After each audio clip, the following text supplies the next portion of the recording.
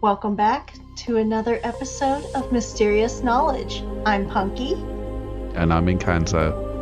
and we have a really fun, objectively, we're gonna try for fun discussion in store today. You say fun, and I say fear. Well, There's nothing fun when you bring out these subjects. Every time I'm just like thinking to myself, right, what time am I gonna get to sleep because I've got the light on? you just need some adventure in your life. This is Hello Adventure. No, this is not Adventure Time. This is how to terrify Encanto and make him not sleep at night. That's all it is. It's not Adventure Time at all. It is scary time. Well, this was a special request, so, Oh dear Lord. we're just gonna Okay. we're gonna roll with this. Yeah. Okay. That's well, thank you to the special requests, and let's just see how much I can handle without crying myself to sleep tonight. Well, this is more of an issue for me than it would be for you. So Okay. there's your positivity of the night. Very much, yeah. Because today we are talking about ghost tornadoes. Wait, what? It starts. Ghost tornadoes. Okay, I'm hoping you're gonna go into more detail because that doesn't make sense. That was my reaction too when this was brought to me. You've heard about tornadoes. Oh yeah, of course, yeah. We have discussed in depth the excitement of storm season in the Yeah. South. Apparently, I can count myself lucky that I've lived in the right places at the right times to never experience this, because there are two that I have found, and so far they're the only two ghost tornadoes to my knowledge, and the only two that seemed to come up when I was searching them. So, Right.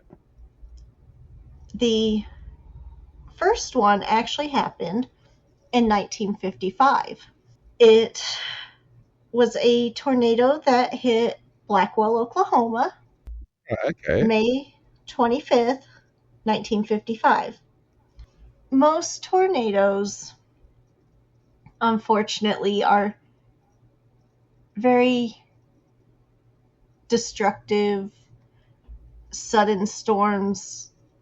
You can usually get like a general forecast warning, but the problem in 1955 was they did not have the safety features they do now. This was a very odd storm anyway, because it had been a very stormy day, which isn't totally uncommon. Yeah, you have your thunderstorms, and they pass. Had some tornadoes, nothing major, but, throughout the state, which is common. Everybody kind of went about their day as usual, aware of the weather, but not overly terrified. The scary part actually happened in the afternoon. More storms developed in the afternoon. It created an outbreak. This collection of tornadoes, because there was more than one, Right, okay. spread from Texas into Oklahoma and Kansas. They were talking pretty wicked at this point. So, I hear that question already. I'm just curious how it spreaded. As far as, are you talking like the different storms or just Yeah, the well, just like, like from one county to, well, I don't know if county is the right term to say, but like, from one, county is. yeah, from one county to another, like, so quickly. Was it in the same time period or was it just, Tornadoes can very easily, you can have anywhere from one to multiple tornadoes on the ground at the same time. interesting? Okay, fair enough. This is a case of, you know, and you might not be familiar with how tornadoes form. So, Not completely. okay, kind of a brief without going all science nerd on you. Yeah. Basically, it's hot and cold air kind of collide, and it creates a whirlwind effect. Mm, And so that is where you get the vortex of air that ultimately becomes a tornado. Is when that air starts spinning, and it spins fast enough that it does damage. In a very basic explanation. And that is why you usually get that with thunderstorms around the South, because it's typically when the weather is warming and then that cool storm front comes in. And so they had already had a morning full of storms. And this is important for the rest of why this tornado was dubbed a ghost tornado. It had right, been yeah. storming all day, then it stormed again in the afternoon. Now, about 6:50 p.m., radar detected a storm near Oklahoma City, which is roughly about 2 hours south of Blackwell. Right, okay. And that storm created a tornado about 9 p.m. west of a town called Moreland.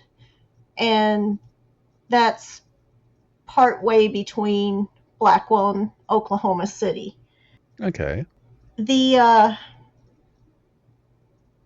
the thing about the timing on this, Yeah. it is really, really hard to see a tornado at night. Well, Generally, yeah.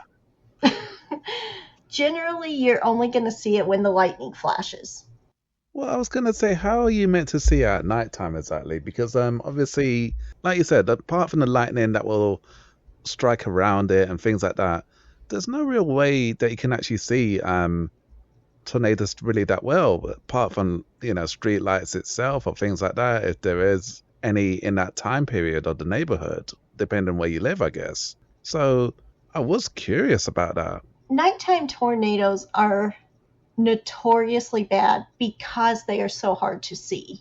Hmm. Now, there is a sound generally with tornadoes, especially if they are strong enough. Right, okay. Some people, if they've lived in the area long enough, can kind of get a feel for when the weather's weird, Right. and they can kind of read the weather per se. Not always the case. And part of the reason that this area now has the alert systems that they do is Yeah. because of this storm. Because this tornado, so it started at 9, it would have been pretty dark. Yeah. It passed Tonkawa, which is a town south of Blackwell. You're right. It caused damage there and was dropping baseball size hail. Jeez. Yeah, it was no How big a joke. tornado was it? By the time it struck Blackwell at 9:27, it was rated an F5. It was as high a rating as you can get on the scale. It had a funnel that was estimated at about a mile wide. Was there any survivors from this There was, There was. Okay. yeah, it, and I'm going to say only in retrospect of it did not destroy the whole town. It only took out about 80 blocks of the town of Blackwell. Oof. That's still a lot. I know. It is a huge amount. It did a ton of damage. Well, yeah. I mean, everything you said. About 190 structures. This is houses, businesses, this is across the board. About 190 structures were destroyed. Right. 70 were considered extensively damaged, but repairable. 85 were damaged but occupied, or able to be occupied. Um, how much warning were these people given at that time? Because obviously, They really didn't have a warning system. They, oh, okay, right, fair enough. yeah, Yeah, they had a little bit of warning. They had like the radio would have been like, yeah, there's storms, but they really didn't have like today we have sirens.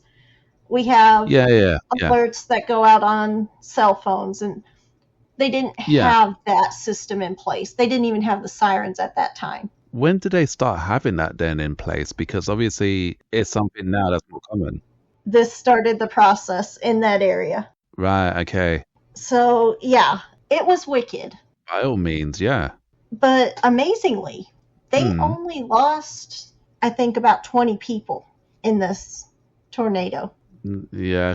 Considering how bad it could have been, yeah. You said it was a F5, you said, and that's the Yes. worst one you can possibly get. Yep, that's the highest rating that we have at the moment. I mean, how rare is it to get F5s now?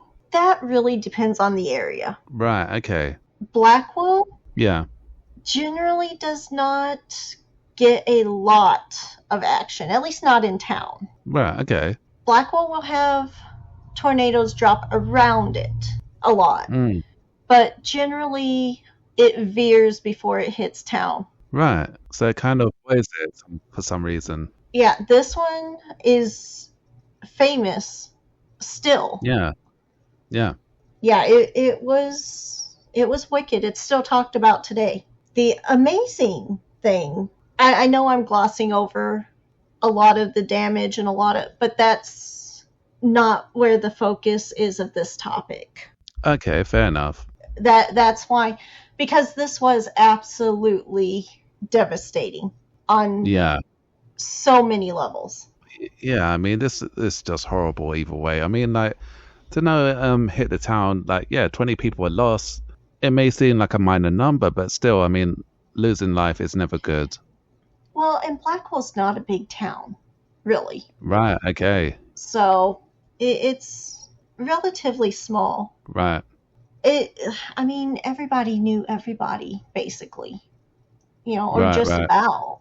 The part that really piqued my attention and Yeah. where this tornado got the idea or the name of ghost tornado Mm. actually came from a witness testimony. He described the tornado Yeah. as glowing. Huh? Yeah.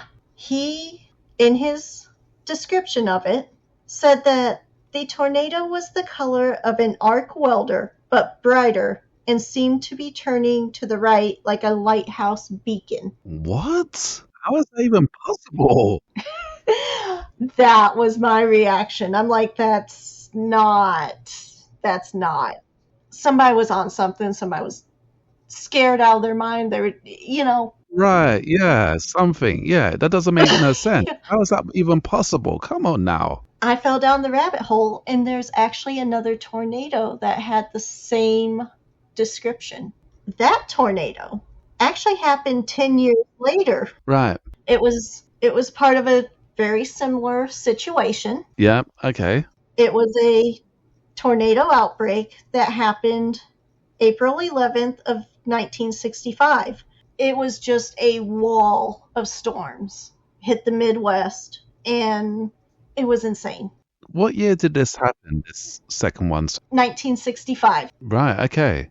This is actually called a Palm Sunday outbreak because, you know, that's when it happened. And that outbreak produced 55 confirmed tornadoes in just a little over a day. What? Yeah, yeah. That's an insane amount of number. That's not right. Right? That is absolutely wild. How does that even happen? I mean, major, major storms. Once in a lifetime. And hopefully it stays once in a lifetime. I'm just going to say. But I mean, like the weather forecast. Had no idea this was gonna happen, right? Had an idea. It was a very good indication. Sheesh. Now, the thing with this one, and this is a little weird for this actually happened in the northern part of the country, which does not typically see tornadoes like Tornado Alley does, which is part of where Blackwell is. This actually happened, the storm that produced all of this Hmm. stretched from Iowa to Ohio, and it was 450 miles long from Michigan to Indiana. So it covered a huge area. Sheesh. There was a very good indication that tornadoes were possible. The problem is these are areas that do not typically get tornadoes. Right.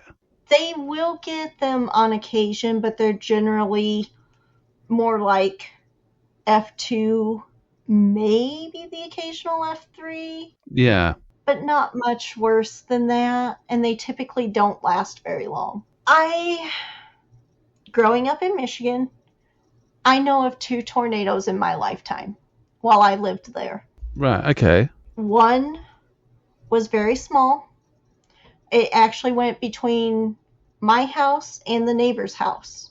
It laid a tree down on the road, took off a fuse box, and that was about it. It really didn't do anything. The next one, which was several years later, we're talking probably at least 12 to 14 years later, Yeah. was a lot larger. And I say a lot being a relative, as it actually was big enough it took a roof off of a house and did a lot of damage to trees. But that one dropped 7 miles away from my house. Took a path away, thankfully, but it did a lot of damage to trees, and it did take the roof off of one house, but the house was left standing. Yeah, I mean, that's the only ones that we ever really heard about the whole time I was up there. Hmm. Not typically an area and not set up for tornadoes at all. Yeah. They still, to this day, at least what up to the point that I left, did not have sirens for tornadoes in the areas. But then. Yeah, yeah. It's they don't get them enough. I mean, then yeah, I was gonna say, like, for towns that don't really get tornadoes and things like that, um, I guess they're not prepared to have those type of things, and they're not really going to have them. But then I guess it is something now that in the ever-changing world that we live in now, where apparently there's like, there's a tornado that happened in France, like earlier this year. I saw that. Yeah, we had to consider these little things. I mean, the world is now not what we used to believe it used to be, like, in a sense, and we now have to understand and accept things are changing. They are, But yeah, and we don't have control over it at all. unfortunately, no, we don't. We have no control over it, and we just got to just accept it. But this whole situation is just, I'm scratching my head over this. This one was pretty wicked. And this actually happened. Now, Michigan got hit in this outbreak. Right. Okay. Yeah. Ironically, you don't hear a lot about it up there. But the one that really stood out and is also dubbed a ghost tornado hit Toledo, Ohio. Okay. That would have been south of Michigan and basically right in the middle of this massive storm. Yeah, and this was a wicked outbreak because in the research that I did, it said there were at least four what they call double or twin tornadoes, which is two tornadoes in the same spot. So they merged, or not really? They don't merge all the time, but Right. Okay. if you, I mean, if you think of two tornadoes just chilling in the same spot causing havoc, that's a twin tornado. It's two very separate tornadoes, but they generally are very close to each other. Is that rare to have? I mean, again, we don't really have them here, so yeah. Right. Yeah. So this is why I'm curious about all of this. Again, it depends on the storm, the location. There's a lot of factors that really it just depends. It can vary from year to year. I've never seen one, but again, I've I've been very lucky up to this point and Well, yeah. had never really been near one until this year. Hmm. Right. Okay. I read that and I'm just like, "Oh my gosh, I am I'm a little freaked out by that." So, and I know this is going to sound like a weird question. When it comes to films like Twister, is that, I don't know, how accurate is any of it at all? As far as the twisters themselves, Hmm. that's pretty accurate. Right. Okay. I can't say I've been close enough to see if one's gonna like suck you out of a storm cellar. Yeah, that's scary. I've never been, in the eye of the storm to see how that is, Yeah. but very much so. If a storm is strong enough, it can and will pick up something the size of a car or a bus and throw Yeah. it. Yeah. And it will absolutely devastate an area Yeah. with the right combo of situations. Overall, I would say it's pretty accurate with some theatrical liberties to add to the excitement. Yeah, of course. Yeah, because they got to make it more dramatic for cinema viewers and stuff like that. Exactly. For me, when I was watching it, it was very interesting to see they're saying about in the second film the storm chasers and stuff like that. And I won't go into too much detail for spoiler reasons, but that was very interesting to me to see how there are a group of people who do this for a living in a sense, and how scary that is. That is very much a real thing, too. Yeah, that's scary because I mean, you're playing with your life. It is, but it is so important. There's actually a memorial for a team, and I don't know off the top of my head where. A few years ago, we did lose a storm chasing team to a tornado. It's never good to hear that, but I mean, I do have to ask the question: is there any benefit from them doing this at all? Are they actually doing any research? Oh, yes, Okay, so they are getting like good research out of this when they are doing this sort of stuff, but they are. how much safety do they have? The thing with tornadoes, as with any weather, it is unpredictable. You Right, yeah, of course. cannot guarantee exactly what's going to happen. You cannot guarantee the outcome. It is very dangerous. Yeah, But at the same time, the more that they are involved, the more they learn. And that is more data for us to better improve our methods of tracking them, preparing for them, yeah, improving our warning systems. That's why they do it. I'm sure they get a thrill out of it because most of them, it's the thrill of the chase and it's seeing nature in a powerful situation. At the end of the day, they are out there measuring these things. They're out there taking notes. They're out there Hmm. researching for our safety. Yeah, which is great. It is. With both of these tornadoes, Yeah, people were not adequately warned at all. yeah, They did not have either the proper warning systems in place, or in the case of the Toledo tornado, they didn't want to scare people. They didn't want to cause panic. So they kept that part quiet. They didn't want to tell them until they felt that it was actually a guaranteed thing. yeah. And you you can't guarantee weather.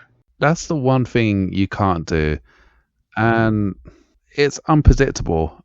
I know it's a different situation, but there's a typhoon that was meant to hit Philippines, and they said it wasn't going to hit a certain area, and all of a sudden it turned round and it destroyed Cebu in a really bad way, and no one predicted it at that time.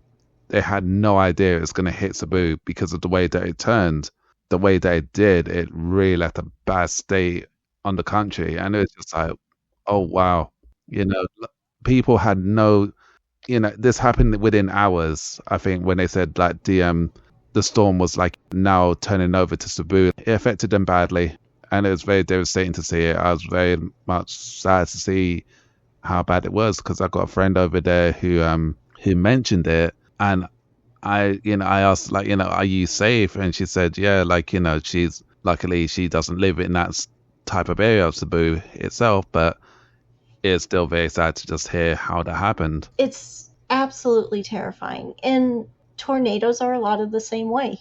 You can predict the path. It's going to surprise you. It's going to turn. It's going to dissipate, or it's going to, some of them drop another tornado. It's going to do something you don't expect. Well, that's what I was going to say. It's going to do something that you're not going to expect. This is how nature works. Like, you got no control over it. It will do what it wants to do. So it's not like a case Exactly. where you can say, like, you can't do this, you can't do that. It's going to do whatever it wants. And there's nothing we can say and do about it. It's sad, definitely, but We're along for the ride. that's not a ride I want to be part of. And you also mentioned earlier that you were close to one itself. So what was your experience like? It was scary.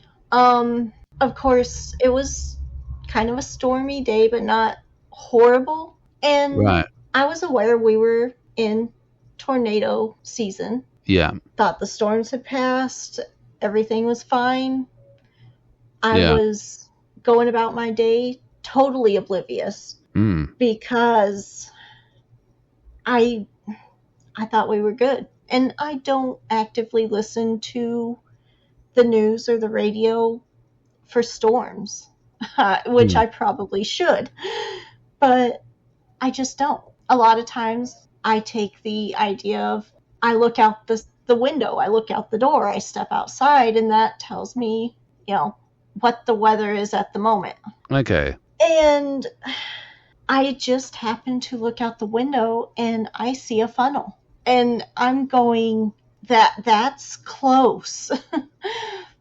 I can see that from my house. That is close. Oh, hold on 1 minute. Can And you explain what a funnel is, please? Because, like, for myself and others who don't know, can you go into details, please, so what that is? when a tornado drops to the ground, Right. and it's basically what is the body of the tornado once it's dropped, because it looks like a funnel shape. And so they call that a funnel. It can also be referred to as the vortex, but that's getting into a very technical side of it. Okay. And so you will hear funnel more often by Mm. your typical conversation.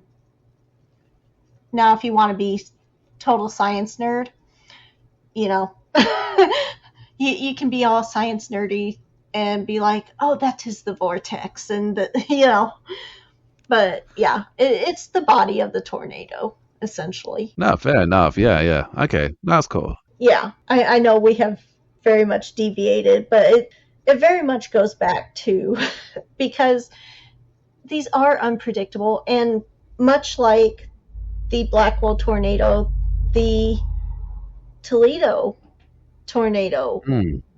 was a case of it was a very unpredictable storm. Again, you're talking an area that doesn't typically get tornadoes like this. They get snow. They get snow and ice. They don't, you know. And it was a very weird year in general because, Hmm. again, going back to weird weather, Yeah. the spring that year had actually been very cold and very stormy. Right. They had snow and 0-degree temperatures into March. And Whoa. Okay. yeah, as late as April 3rd, they actually had freezing cold weather. April 3rd, they had a warming spell where temperature actually reached 10 degrees Fahrenheit. Then it jumped to 72 in some areas and up to 85 in others. We're talking some really weird weather there. That is. Yeah. That's How do you even explain that? What? I mean, that is a really good question. That is a freaky weather right there. That is. Yeah. Wow. It is weird. And Just wow.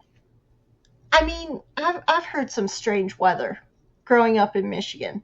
Yeah. I've heard about, snow so deep they were walking next to the power lines, and I'm going, there are absolutely pictures. Oh. Oh. Okay. There are pictures. Yeah. I Okay. That's interesting. I had a hard time believing it, but there are pictures. And I'm going, nope, nope, not me. And they've had snow up to the 4th of July, Wow. I heard stories about they were having, their 4th of July celebrations and it's snowing. So the fireworks couldn't really go off at all. Then. Oh, they So would have gone really. off. They would have gone Oh, off. yeah, despite it all, yeah, yeah, yeah. But how thick of snow was it, though? I don't think it lasted a lot, and I don't think it really got very deep. So, Okay, it was just a weird blizzard type and then done. yeah, fair enough, yeah. It's possible. And now the one weird one I did see, Hmm. we had a winter, it dropped to -17 and we never got a bit of snow. Is that common? No. Not at all. Not at all. Um, I that was the first year that I actually really believed that it was too cold to snow. Yeah, okay. So, yeah, again, weird weather. And Yeah, unfortunately, it has not settled down any. And yeah, so, yeah, it's not completely uncommon to have weird weather in that area right. because the lakes play a really, really big part in how the weather moves in that area. That was a very weird year for them. Yeah, I'll say. Unfortunately, between the storms and the very cold weather and then the Yeah. jump, everything that moved in just all Mm. at the same time created a perfect storm. Toledo was hit by an F4 tornado at 8:30 p.m. Oh, crap. Yeah, the damage path was about 18 miles. It only stopped because it hit one of the Great Lakes. It hit Lake Erie. One factory and then 2 industrial buildings and over 50 homes got demolished. That one actually crushed a bus, picked it up and tossed it. Oh, sheesh. Yeah, it was pretty bad. I mean, it was about like Blackwell, honestly. Yeah, Again, it was a nighttime one. You couldn't see it properly. yeah. Now, what's interesting with this is there is a photo. Huh? There is a photo of it, How did someone be able to take a photo of it at that time of night? much like the Blackwell tornado. It was glowing. Yeah. So it was lit up enough that they could get a photo. This is insane. Do we have a link of the picture of this lit up tornado? I I will provide a link to the photo Yeah. and all of that because Yeah. yeah, it's the photo was taken by Jim Wire or Wire. It's Weyer. It's a pretty famous photo, and they're not entirely sure because in the photo you definitely see a tornado. The Right. Okay. Yeah. confusion is whether it is two illuminated funnels or one large funnel with illuminated sides. Yeah, Picture it right now in my head. Okay. these are the two tornadoes that are dubbed ghost tornadoes because they were glowing. That's so random. How do you think I felt hearing about it? I was like, it's impossible. To glow, though, I mean, that's just. How does that even happen? Do you know what I mean? Like, glowing. There is a way, actually. Wait. So it's been proven that this could actually happen now? Yes. Yes. There's actually a theory, like, scientifically proven that this can happen. Yes. Oh my goodness. I'm not ready for this. Buckle up. Let me just say this. Okay, so like before we go into this, recently there was a video that was shown on Reddit of red lightning, and apparently the reason why the lightning was red was because of apparently the dust that was around in France, believe it was. So that caused lightning to look red. And it was an incredible video to just look at and to know that it happened in London. But it's so weird to see, but it was just like, wow, just wow. Yeah. To know now that you have a glowing tornado and that you're actually saying, yes, this can legitimately happen. There's actually evidence to show this. I in my mind, I'm just thinking, look, the thing just ate a street lamp or something like that, just a street light, and that's why it's glowing. Like, the light inside it's just just glowing inside. The electricity hasn't been cut off from it. That's all I'm thinking. You do bring up a great point with that because there are a lot of theories where it's like this is just going through an electrical station or through the wires and you're seeing the transformers blowing up and that's what's causing it. Well, yeah, that's it. That is a great theory and it is very possible. Now that is entirely common. The only problem with that theory in these cases is that light eventually stops. It does not glow in a continuous way like these did. Oh my goodness. Okay. All right, hit me with the facts. I am not ready for this. Have you ever heard of St. Elmo's fire? No. Oh, buckle up because here we go. Okay. So, St. Elmo's fire has been around for a very long time. It is actually the theory for both of these. Now, one thing that I did not mention, which could very easily play a part in this, the day of the Blackwell tornado. I said it demolished several businesses and buildings. One of those was the Hazel Atlas glass plant. So, Okay, yeah. that is where they actually melted down components to make glass. And you think about, it would have hit these bottles, very probably shattered them. Well, yeah, into like small pieces, basically. Tiny pieces. Yes. More than likely picked them up and done what they would with it. Well, yeah, that makes sense, yeah. Okay. Now, keep that in mind. Also, keep in mind, both of these tornadoes occurred with very, very severe thunderstorms happening throughout the day. Okay, so St. Elmo's fire is plasma, or in simpler terms, ionized air that emits a glow.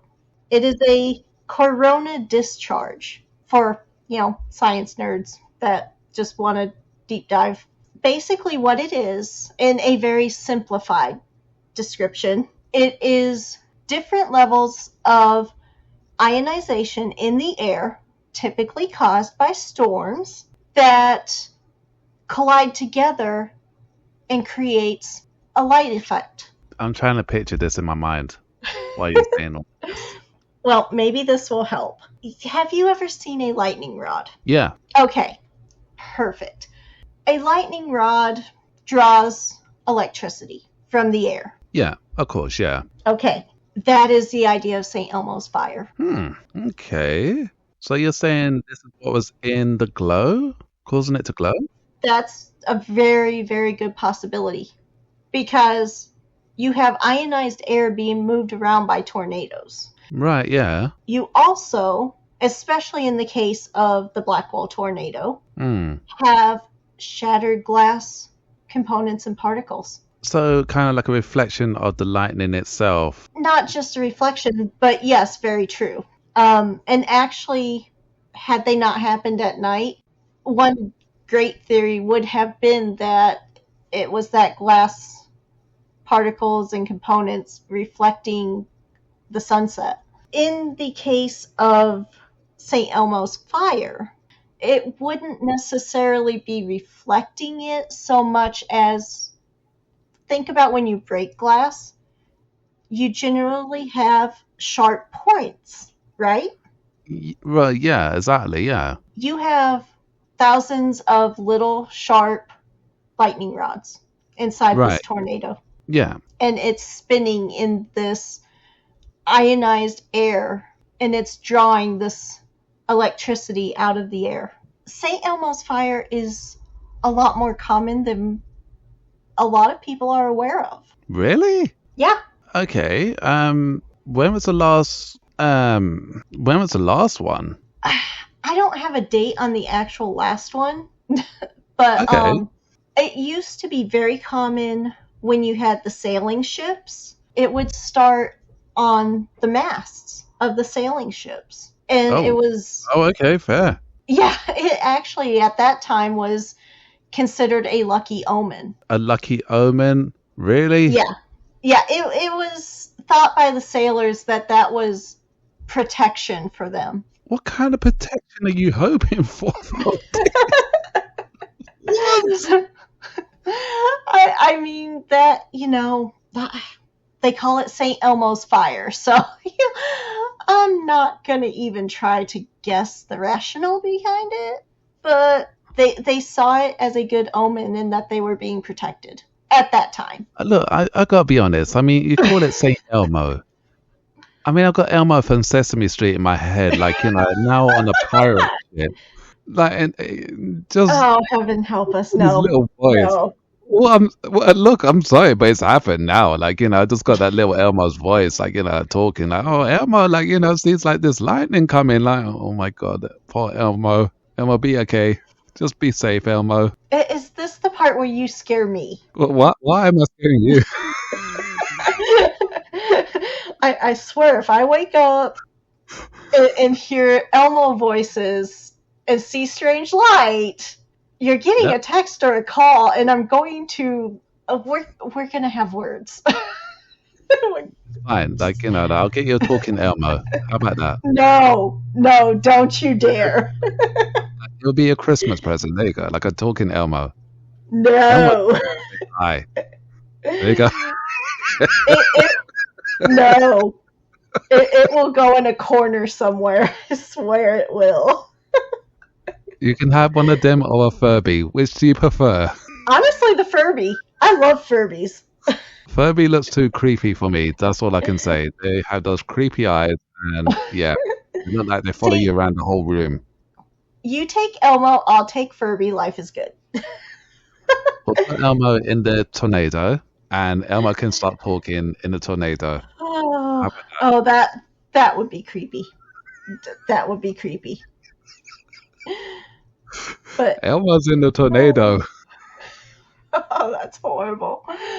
Oh, But no, so where they get the name Saint Elmo, it's an Italian Yeah. corruption from Saint Ermo or Saint Erasmus, who was the patron Right. saint of Mediterranean sailors. That was their patron as sailors in the Mediterranean, and then we got a hold of it with the English language, basically. No, okay, fair enough. They saw it as guardianship of them because it typically happened for them at the end of a storm when you had all the ionization in the air. Right. And so that's why they considered it a lucky omen through then. Now, we are more aware of the cause.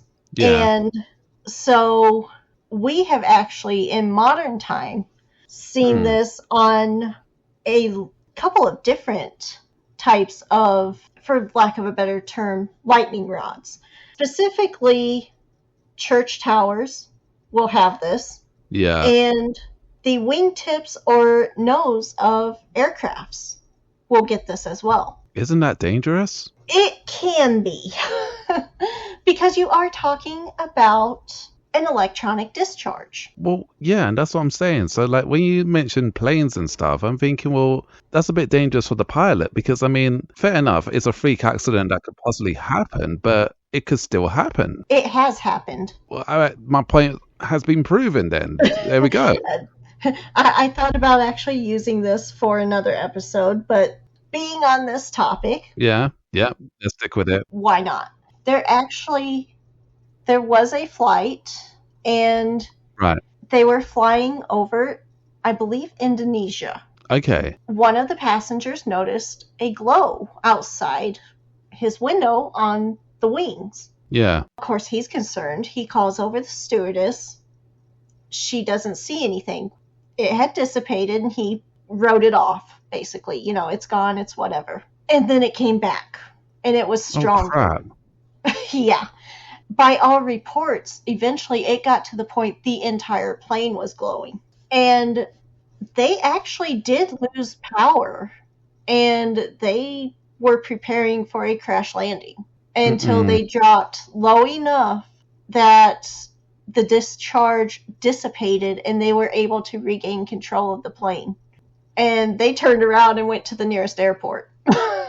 And they were like, nope, we're done. So, yes, it can be very dangerous. The reason it collects or is drawn to tapered surfaces like that, especially, you know, given the situation of you have a plane or, you know, some kind of lightning rod. Yeah.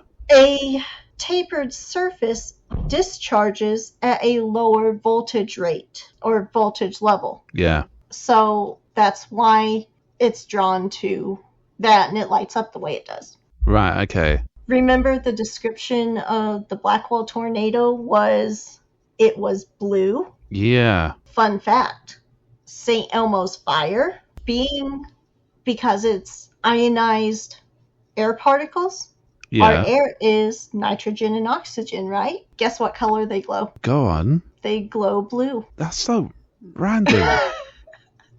Is that not random? But it fits. I don't understand this. I'm trying to work this out. It is a very this whole topic is a very science nerdy topic because in all my life I had never considered, and even doing this research, I looked up the name of the witness for the Blackwell tornado. I'm like, no, this is no. But the National Weather Service website records his description of the tornado, and this witness did exist. Like, he's a real person. What do you mean he recorded? Like, you know, like, how did he go about it? They took his statement. So if you Right, okay. if you look up the Blackwell tornado Yeah. on the National Weather Service website, Yeah. Yeah. there is a paragraph at the bottom that will tell you this guy described this tornado as glowing. That is insane. And I That was is like, literally insane. It's significant enough that it was recorded on a government website for the weather. I had my doubts. I'm not going to lie. I had my doubts. I'm like, there's no way. I talked to a couple of different people about it because I'm just like, there's no way. That's where the sunset idea came from. You have broken glass in a tornado. It's catching the light, and the light, but not at 9, 10 o'clock at night. No, that's not possible because I mean, all right, fair enough. Over here, um, summertime, yes, like the sun goes down about say 9:30, sometimes 10 o'clock. Fair enough, Right. around that time period. But over there, I mean, I can't say what the weather forecast is like over there, but that'd be sun setting, Yeah. like That would that like would an be orange like, glow. yeah. It wouldn't be blue. No, that's what I'm trying to work out. How would it? That's why I don't understand why they call it sunsetting. Because I mean, it would be orange, and I don't see how you'd be able to make the color blue by that sort of color. It doesn't work.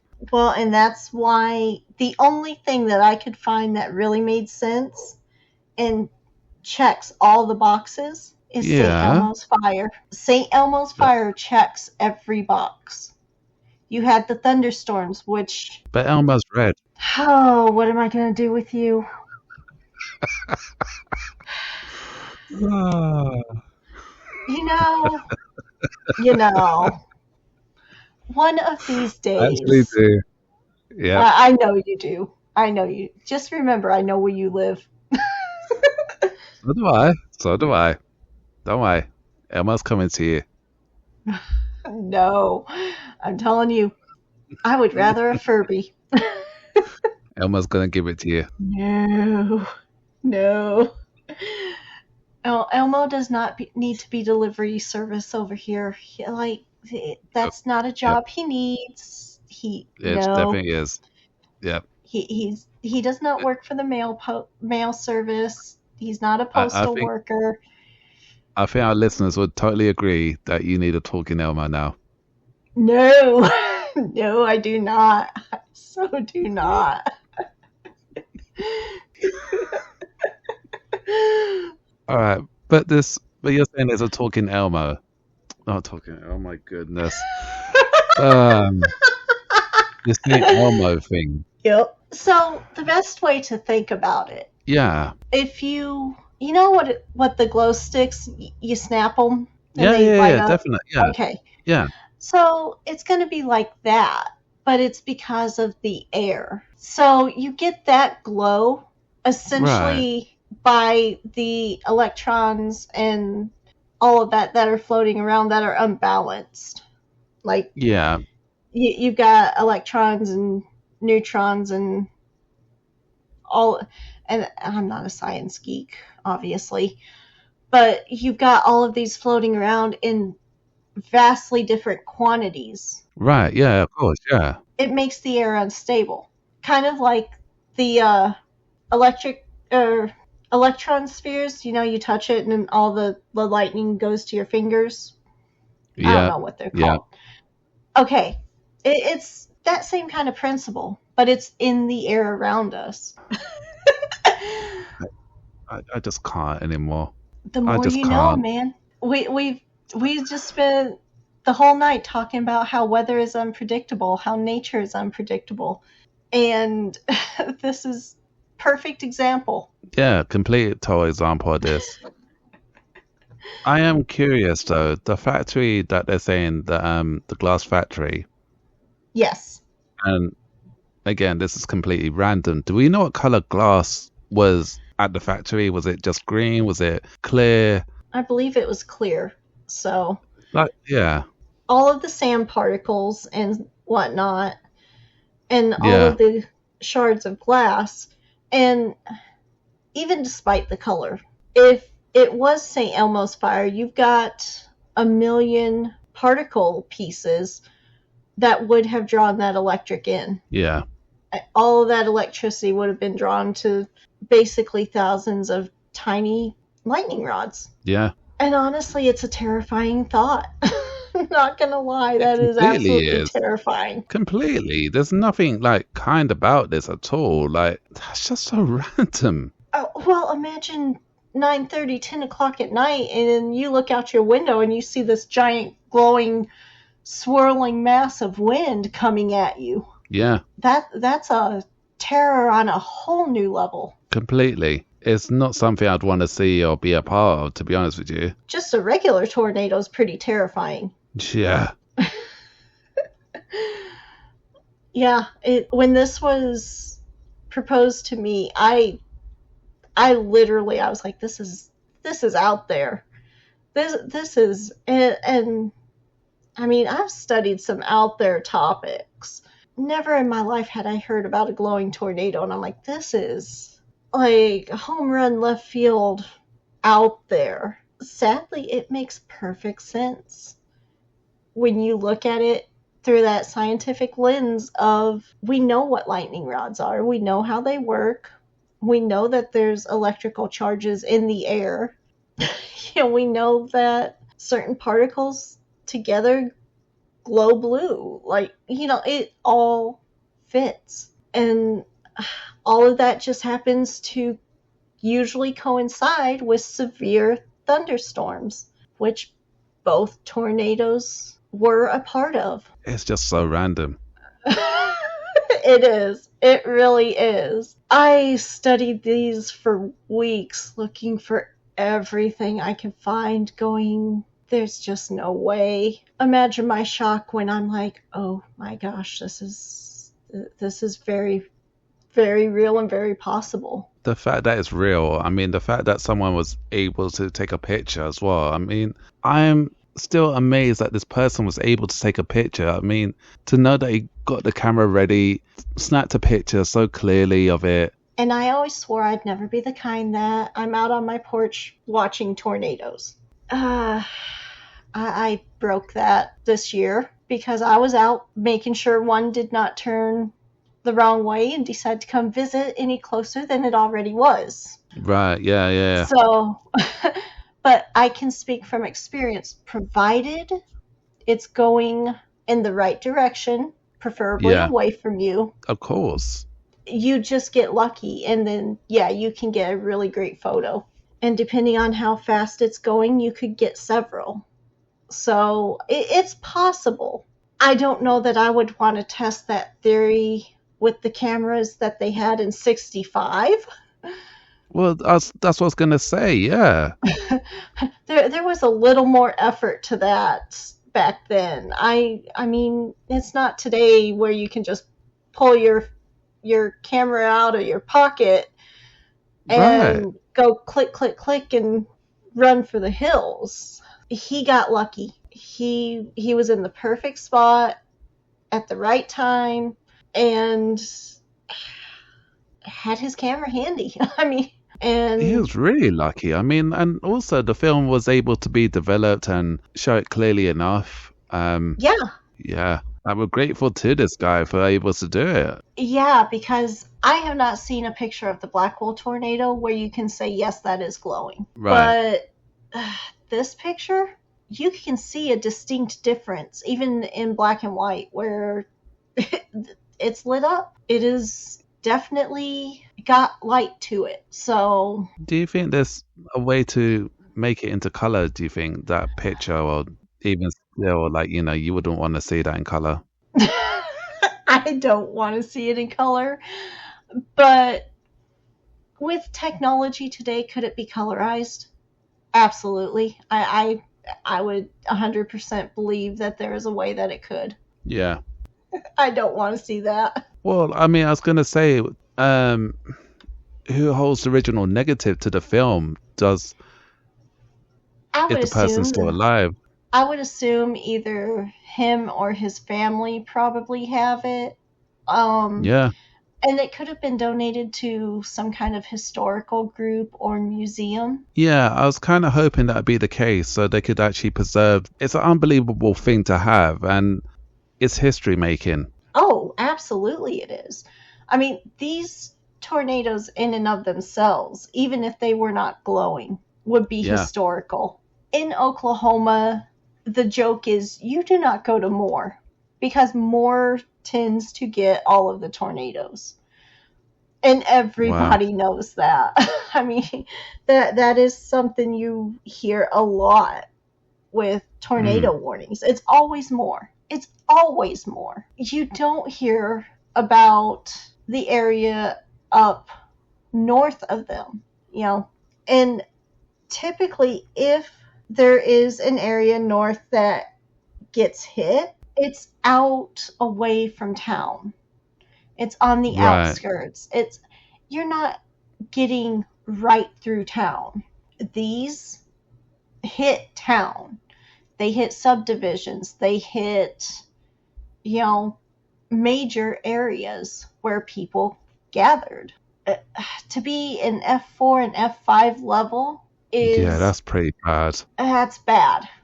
That is bad. And I mean, the level of destruction, the way Yeah, they hit, it, it really was in both cases just a literal perfect storm. it was a seriously scary one, if you ask me. It is. It is. As somebody who, and I do watch because, I mean, it is scary. I had always watched with the we're probably not going to see one close mentality, you know. And unfortunately, that's not always the case. Yeah, The day that the one dropped near us, yeah, we actually had one drop not far away from us as well. right. Luckily, both were outside of town at the same time. You know, it's scary. There were people who were out when both dropped and, you know, could have easily been either in the path if either one had decided to turn and go, you know, a different direction. Well, yeah, You know, it's scary. because I mean, how far away from home are you to avoid it? And that's a scary thought to have. Well, and the scary part is if you don't have a way to get away, Yeah, there's exactly. This is it. you ride out the storm and hope for the best. Well, you got to hope, you got enough petrol in the tank as well in this kind of situation, because, yeah, it's nothing to mess around with. It's not. It's really not. Wow, a glowing, So, glowing tornado. yeah, I never thought I'd ever hear such a thing like this in my life. I never thought I would either. I really never thought this would ever be a thing. I mean, is there any final thoughts that you got to give as we're wrapping up or anything like that? Honestly, the main thoughts I have is just be safe out there. Yeah, definitely. I mean, to everyone who lives in these areas that do suffer from them, please be safe and please just watch out for alarms and anything like that, because natural disasters happen quite frequently now, which is a shame to say, and we have no idea when they're going to strike next, and all we can do is Or just hope that where. you're going to be safe. Yeah, exactly. Or when. Yeah. Keep your phone by you, like watch out for the alarms if they do pop up in your phone, and just keep yourself and your family members, anyone close to you, safe by you. It's a scary time to live in. Well, thank you, Punky, for bringing us another interesting fact and make me think about this before I go to sleep and probably sit up for a while thinking about this. It will suck you into all kinds of rabbit holes of how is this. Why would you use the word sucking in? Like, like, because I feel like I'm going to be sucked into that tornado now. Bad wording. I mean, I could have said it pulls you in, it Oh captures your no. attention, but you Oh know. my goodness, she's made it worse. Oh my goodness. At least we don't have cows flying by. We're not in Kansas anymore, Tozo. You know, if I find a yellow brick road. That's it. That's it. See you next time, everyone. I cannot anymore. Oh, later. Bye, everyone. Be safe.